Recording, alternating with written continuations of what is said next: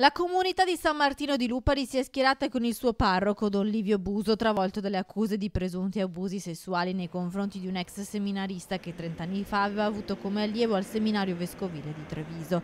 Le parole di Gianbruno Cecchin, ex assessore comunale di Galliera Veneta, che ai nostri microfoni aveva ribadito quanto scritto in una lettera a Papa Francesco e al vescovo di Treviso, ovvero ripetuti abusi e vessazioni da parte di due sacerdoti ora parroci all'interno del seminario, hanno sconvolto l'intero paese dell'Alta Padovana. E anche il suo sindaco Corrado Bortot si dice preoccupato. Si è interrotta una pace che regnava da tanto tempo, si sono instillati dei dubbi e per questo io ho chiesto alla mia cittadinanza di riflettere serenamente prima di passare a giudizi frettolosi. Il primo cittadino, pur da non praticante, si dice convinto della buona fede del parroco e chiede che non vengano dati giudizi frettolosi.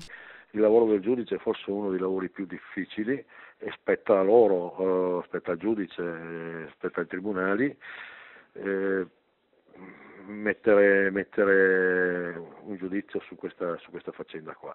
Ovviamente per chi crede ci sarà anche la giustizia divina, ma questo è un altro capitolo ancora.